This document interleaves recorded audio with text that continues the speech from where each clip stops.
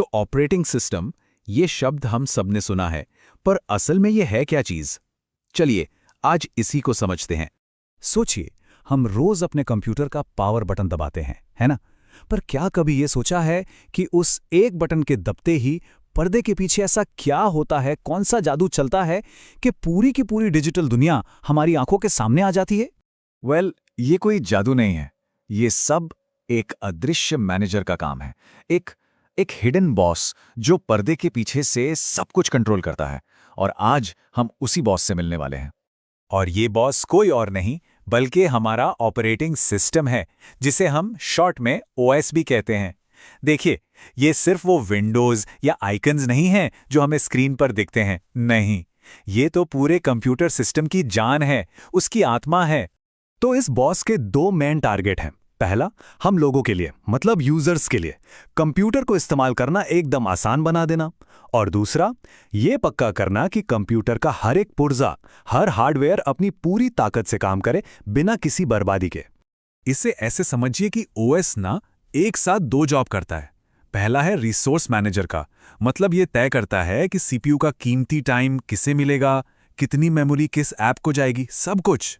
और दूसरा रोल है एक कंट्रोल प्रोग्राम का, बिल्कुल एक रेफरी की तरह, जो ये देखता है कि कोई भी प्रोग्राम गड़बड़ ना करे या पूरे सिस्टम को ही डाउन ना कर दे। अच्छा, तो चलिए अब देखते हैं कि जब हम वो पावर बटन दबाते हैं तो ये बॉस अपने दिन की शुरुआत कैसे करता है। मतलब कंप्यूटर आखिर स्टार्ट होता कैसे है।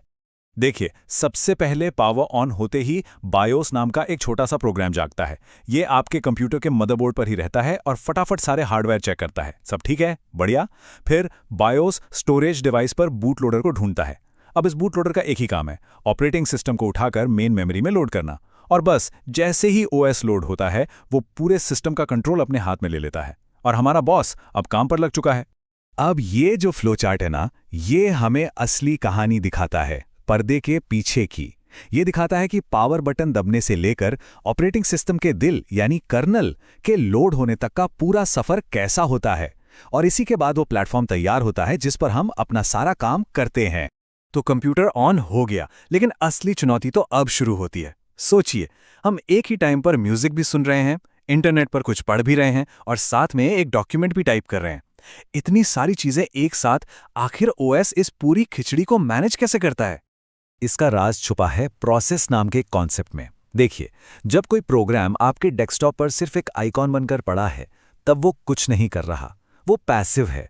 लेकिन जैसे ही हम उस पर डबल क्लिक करते हैं, ओएस उसे एक जिंदा एक्टिव प्रोसेस बना देता है। तो असल में मल्टीटास्किंग का मतलब है बहुत सारे एक्टिव प्रोसेस को एक साथ संभालना। और काम में फुर्ती लाने के लिए ओएस स्टोरेज को भी बड़े स्मार्ट तरीके से मैनेज करता है। एक पिरामिड की तरह समझिए। सबसे ऊपर होती है कैश मेमोरी, जो रॉकेट की तरह तेज है पर बहुत महंगी और छोटी होती है। उसके नीचे आती है रैम, जो भी काफी तेज है। और सबसे नीचे होती है हमारी हार्ड ड्राइव या एसएसडी, जो सबसे स्लो है पर सबसे सस्ती और साइज में बहुत बड़ी होती है। ओएस लगातार जरूरी डेटा को इनके बीच ऊपर नीचे करता रहता है, ताकि हमें स्पीड भी मिले और स्टोरेज भी। और ये जो स्मार्ट तरीका है ना कि बार बार इस्तेमाल होने वाली चीज़ों को स्लो स्टोरेज से उठाकर फास्ट स्टोरेज में कॉपी कर लेना, इसी को कैशिंग कहते हैं। ये हमारे बॉस का एक सीक्रेट हथियार है काम को तेजी से निपटाने का। अब एक अच्छे बॉस की तरह ओएस का एक और बहुत ज़रूरी काम है डिसिप्लिन मेंटेन करना। मतलब ये पक्का करना कि कोई भी प्रोग्राम दूसरे के काम में टांग ना अड़ाए और पूरा सिस्टम सेफ रहे। इसके लिए ओएस एक कमाल की टेक्निक इस्तेमाल करता है, जिसे कहते हैं डुअल मोड ऑपरेशन। समझिए कि दो लेवल हैं। हमारे सारे ऐप्स जैसे ब्राउज़र, गेम्स, वो सब यूज़र मोड में चलते हैं। यहाँ उनकी पावर लिमिटेड होती है। ऐसा इसलिए ताकि अगर कोई ऐप क्रैश हो जाए तो वो पूरे सिस्टम को साथ लेकर ना डूबे। लेकिन ओएस खुद वो कर्नल मोड में काम करता है। यह है वीआईपी पास। इसके पास हर हार्डवेयर का पूरा कंट्रोल, पूरा एक्सेस होता है। यही चीज ओएस को जहाज का कैप्टन बनाए रखती है। और ये जो कर्नल है ना, यही ओएस का दिल है। जैसा कि कहा जाता है, कंप्यूटर पर हर समय चलने वाला एकमात्र प्रोग्राम कर्नल है। मतलब ये वो अकेला प्रोग्राम है जो कंप्यूटर के ऑन होने से लेकर ऑफ होने तक लगातार चलता रहता है। बाकी सब कुछ इसके ऊपर और इसके इशारों पर काम करता है। तो चलिए अब एक कदम पीछे हटते हैं और इस पूरी बड़ी पिक्चर को देखते हैं। कंप्यूटर के पूरे स्ट्रक्चर में हमारा ये ओएस आखिर फिट कहाँ होता है। एक कंप्यूटर सिस्टम को हम 4 लेयर्स में देख सकते हैं।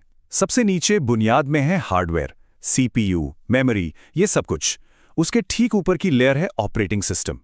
फिर आते हैं हमारे application programs, word, browser, games, और सबसे ऊपर हैं हम, यानी यूजर्स। तो यहाँ सबसे ज़रूरी बात क्या है?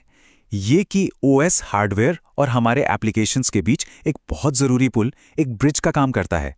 इसका सबसे बड़ा फ़ायदा ये है कि ऐप बनाने वालों को टेंशन लेने की ज़रूरत नहीं है कि कंप्यूटर में कौन सा कीबोर्ड लगा है या प्रिंटर किस कंपनी का है।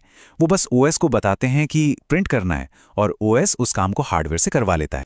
तो अगली बार जब आपका कंप्यूटर बस चल रहा हो और सब कुछ ठीक-ठाक काम कर रहा हो, तो एक पल रुककर उस छिपे हुए बॉस को थैंक यू ज़रूर बोलिएगा।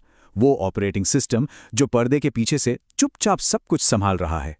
लेकिन एक आखिरी सवाल मन में आता है, अगर ये OS ही बॉस है तो तब क्या होता है जब खुद बॉस से ही कोई गलती हो जाए? शायद इसका अनुभव हम सबने कभी न कभी उस डरावनी ब्लू स्क्रीन ऑफ डेथ के रूप में किया है, पर यह एक और लंबी कहानी है जिसे सुनेंगे किसी और दिन।